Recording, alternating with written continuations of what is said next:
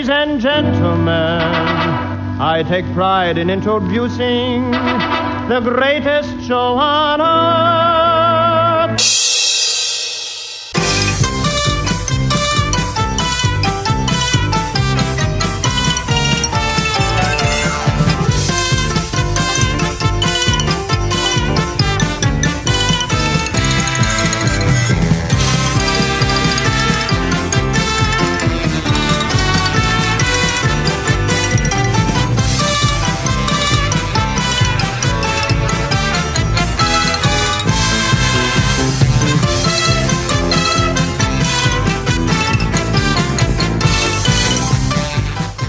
Welcome to the Uncle Floyd podcast. My name is Scott Gordon.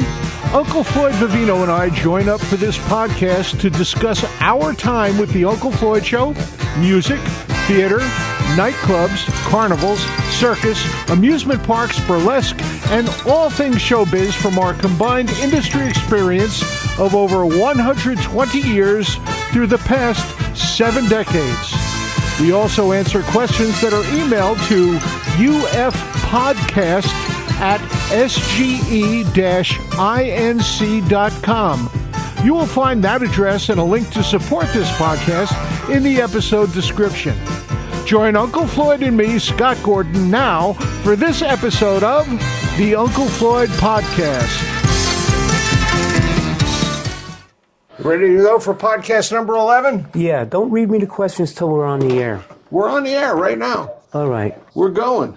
Okay. We got this from Arthur Ford. Leonia. Okay, he says, I know the show started as a kid's show and evolved into what it became. I remember it was listed as a children's show and TV guide when I started watching on Channel 68. Right. I wondered how long after you started did you decide this is really not a kid's show? When the kids walked out. Yeah, the first show was done at Cablevision, Yep. and you had a peanut gallery. Yep. If I remember correctly, you said the kids didn't enjoy it, but their parents liked it a lot more. Right. The parents were coming to see the show. He also says, I remember at New Jersey Network, 5 shows were taped in a day. Was this true at Channel 68 as well, even for the hour-long shows? Yep. When taping multiple shows in a day, did it get easier or harder as the day went along? Easier. It seemed to move smoother as time went by. Right. To my recollection, sometimes it was harder to get going in the morning than it was in the afternoon. But then you never know. After lunch, sometimes the crew was Lethargic. exactly. And this is from our friend Rob Novick. Okay. He says, "What's the difference between a comic and a comedian?" Very easy. I'll answer that. And he wants to know which one you feel describes yourself better. A comedian says funny things. A comic says things funny. From Susie Tannenbaum.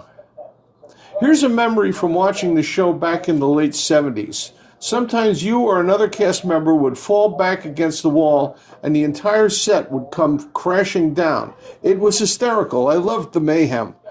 Did you guys bring down the set deliberately? Was it part of the routine? And how long did it take to put it back up again? It took quicker to put it up than it did to take it down. It depends where the show was. When it was at the West Orange studio, when it was on Eagle Rock Avenue, Right. the set was just leaning up against the wall.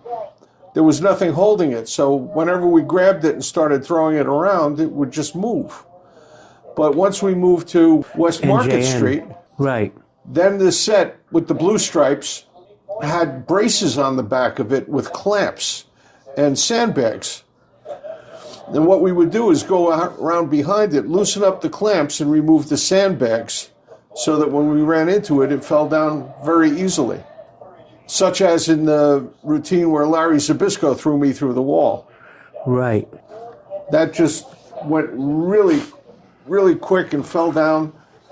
From Phil Pagliaro, or Pagliaro, I don't know how he pronounces his name. In Italian, Pagliaro. He says, Pagliaro. hi, Scott and Floyd. I recall hearing Scott on a podcast by Giancarlo Dittamo, where he mentioned the very talented Pancakes O'Malley that introduced me to pancakes and his music, which I greatly enjoy. Was Pancakes ever on the Uncle Floyd show? No. No, he never did. He never came down to the studio. I invited him personally. I used to run into him at Matthew's Colonial Diner in Waldwick. And we'd sit and have coffee, talk, and joke around. And I invited him down several times, but he never came. I know that he has a Facebook presence, but I don't know what he's been doing lately. Maybe he doesn't want to be on the show. You gave him enough time. Yeah. We gave him the chance, and he just chose not to come down. So, all right, that's his business then. Right. I don't want to bring a negative aspect to the show. This is from Chris Kelsiewski, and he's in Greenville, New York. He let us know where he's from. He says, Floyd, which New Jersey city do you feel is safer, Camden or Wild West City? Oh, Wild West City. Definitely safer than Camden? Well, it's got a good law enforcement department. The sheriff is great. They just hang any troublemaker. What's your favorite thing you remember about Wild West City? Getting paid. That's why they called it show business. You did a couple of the sketches with the Cowboys during that, didn't you? Oh yeah, I did the commercial. You did the commercial, but during the show, during the day, when you were up there playing piano, I did a couple little video things. Yeah. As Fresno Floyd, you did quite a few things with them. This is from Joey Bryce. He's in Milford, Pennsylvania. He used to live in Fairlawn. I know Milford. He's got a couple of questions. Go ahead, shoot. How many different hats did you use as part of your official wardrobe? About 20. Over the years, I know you used to buy them all the time. You used to buy them by the box full. They were $1 a piece, $1.29, $1.39. When you were in Lake George, did you ever have the chance to enjoy riding in any of the tourist boats? Yes, the Minnehaha and the Mohican. Brian Jackson ran the Minnehaha, and Marilyn Bueller was the piano player, or the calliope player rather, on the other ship.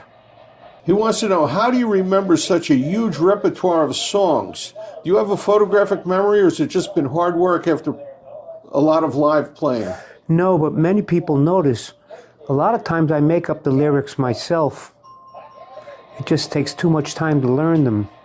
Joey Bryce is a music teacher. I used to work with Jack Bryce in Gaslight Village. Joey said that when he was in college studying to become a teacher, when he was student teaching, he was a student teacher for Joe Sealski at Glen Rock High School. Wow. So you have a connection with him there. Mr. Sealski, I still call him. He says, call me Joe. I says, I have too much respect for you. I'd rather call you Professor. He also wants to compliment you on the Uncle Floyd show theme. It's quite an arrangement, and he loves it. It took 8 seconds to write. And that's from a music teacher, Joey Bryce. Very nice, Mr. Bryce.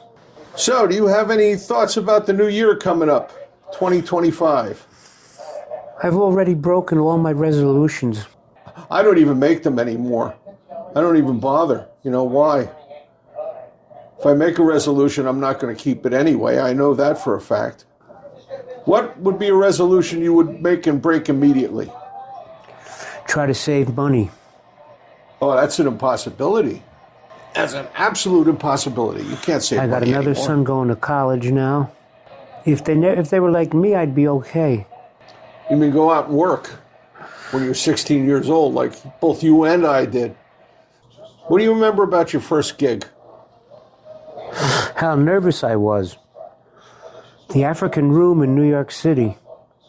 I walked around the block 3 times before I got the courage to open the door. Then I looked at all the people on the sidewalk and I said, none of these people are going to see me tonight. They're not going to know if I bombed or did great. Let me get this over with. I put my hand on the doorknob and went into the African Room. Johnny Barracuda was the big star. It was a show set in the jungle atmosphere. Do you remember the first joke you told? Oh, Scott, who remembers the first joke they told? It was an original joke of mine. Last night I got up, I shot an elephant in my pajamas. Why I was wearing my pajamas, I still don't know. I wrote that. And Groucho stole it from you?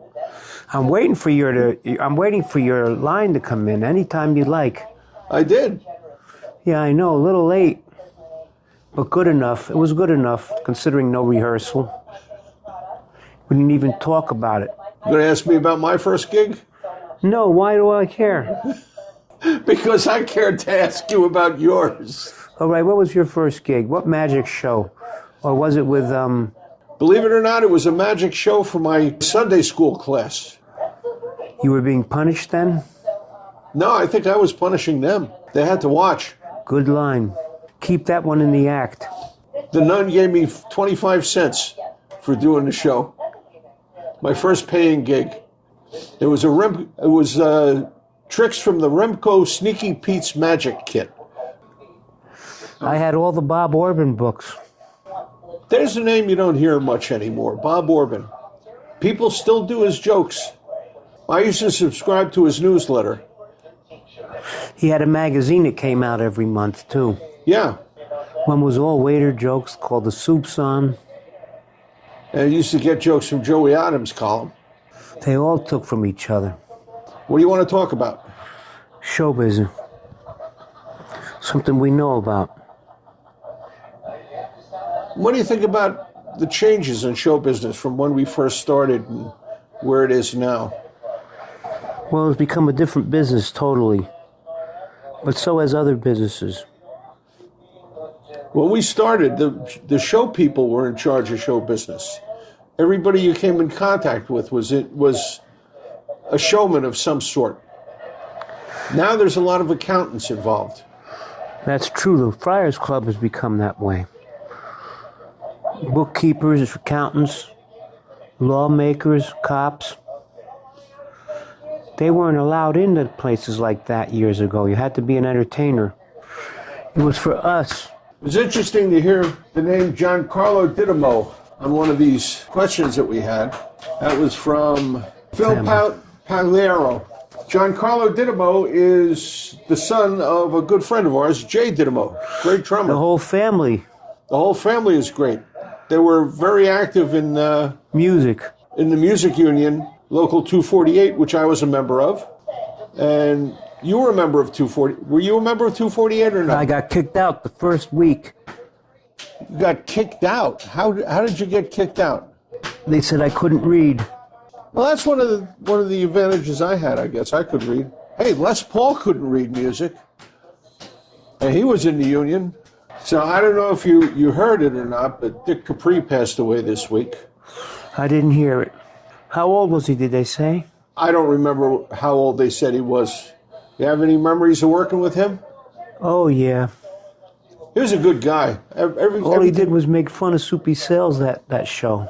Every time I ran into him, he was very nice. Very nice to me. Very nice to me as well. Some people may not remember him. He hasn't been on the limelight in years now. Well, again, all the clubs, all the places. They don't use places like him anymore. No, all the places in the Catskills, they're gone. All that stuff is gone. I know. I'm part of it. It's gone. It's the end of an era. And I don't think there'll be show business like there was. You know, the storytellers don't exist anymore. People don't have patience anymore. No, they want to hear 1-2-liners.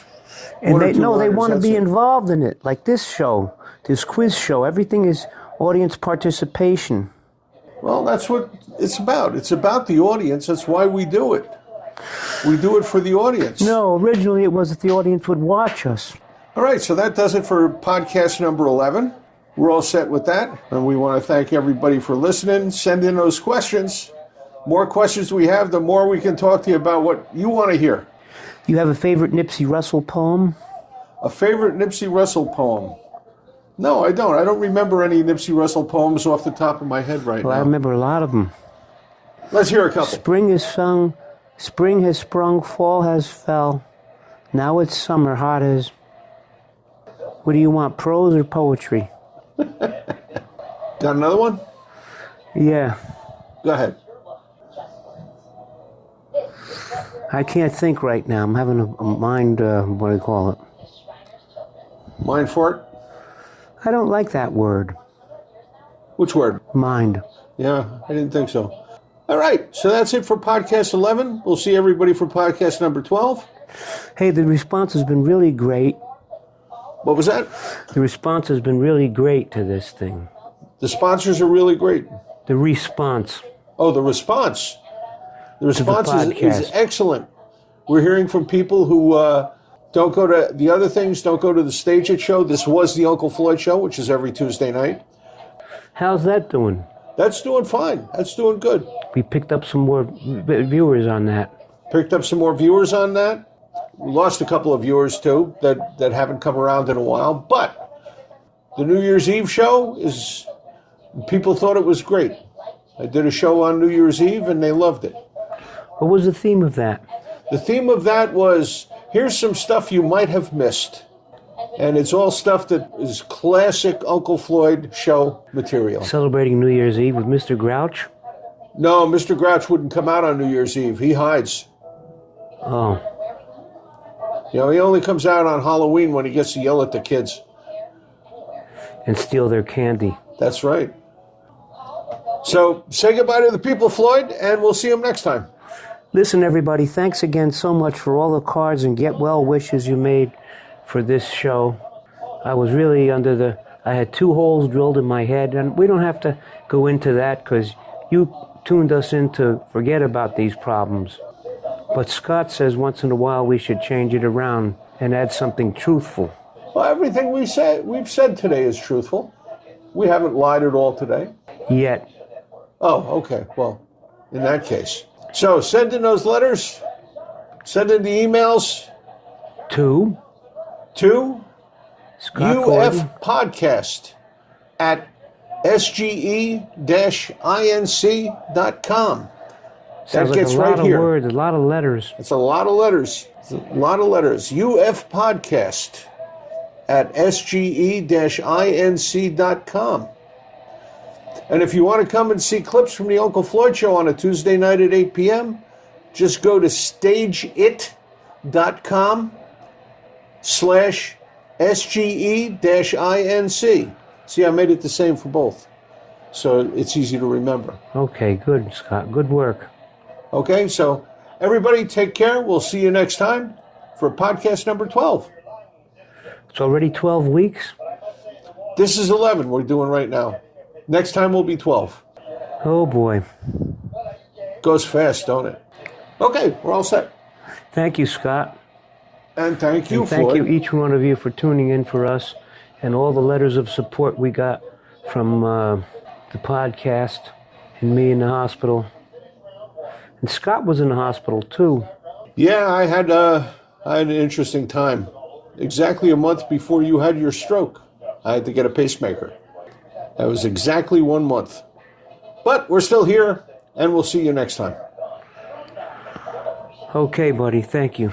Thank you. Tuesday at 8, we have a date. Tuesday at 8, we have a date for This Was the Uncle Floyd Show. And keep your eye on the podcast subscription, and you'll know when the next one of these comes up. They'll let you know. And if you want to tell your friends how to get here, just tell them to go to unclefloyd.podbean.com. That's PODBEAN.com. And if you want to send us an email with a question, just send it to ufpodcast@sge-inc.com. And it gets right to me, and I bring it over here, read to Floyd. We answer your questions about the show or anything about show business. Any part of show business, we'll be glad to answer. Very good. All right. So, see everybody next time. At Tuesday, we have a date.